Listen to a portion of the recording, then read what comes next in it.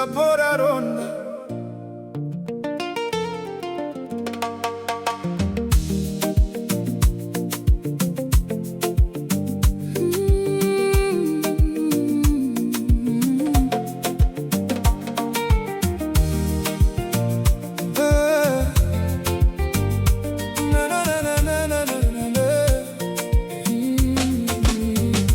Bestu karambwa rondare pa moyo haripore, moyo kunyana kunge wakajiwa ne mapere. Uyu wava mutambo wevakuru kwete wevapwere. Manje chiremba ndichamuwana kupi kuti ronda iri ripore. Hama dzangu dzose dzakutonditi uyu harore. Chienda ako wekudenga ndianenge akati zvipere. Ndakugara ndichipepwa na mai kunge murwere. Vakareva vakuru maruva enyika hapere. Enda zvako richapora ronda. Zvikanetsa ndoenda murambinda. Chikuru wakandisiya ndisiririnda. Ndotenda nyandenga nanhasi akandirinda.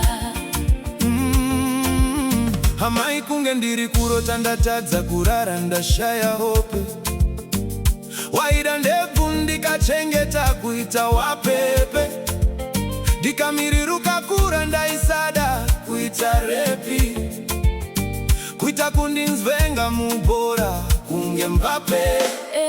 Ena zvako richapora ronda. Zvikanetsa ndoenda murambinda. Chikuru wakandisiya ndisiririnda.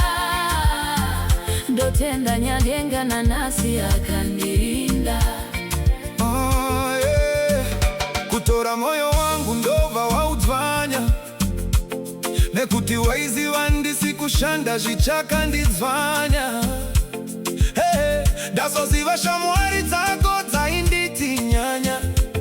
Makuwa ose ndoziva yuya natanya. Teki neni aiwa indinyanya. Pavakomana vako ose ndindaichimanya. Chero yawaita wangu handichinanya. Enda zvako richapora ronda. Zvikanetsa ndoenda murambinda. Chikuru wakandisiya ndisiririnda. Ndotenda nyandenga nanhasi akandirinda. Ndaizviziva ndakaparova. Kokucheitisu anachitova. Daitakazvisiya rudo rusati rwavava. Ona ndasara ndangoti vava. Enda zvako.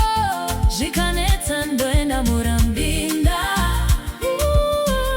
Chikuru wakandisiya ndisiririnda.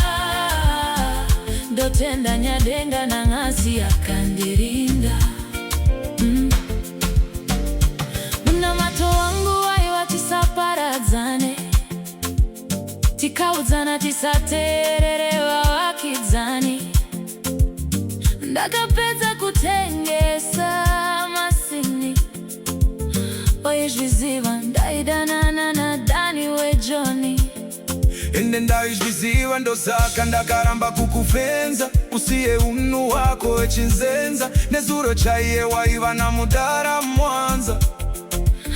Handichanyare kukuudza hapachina chekuanza.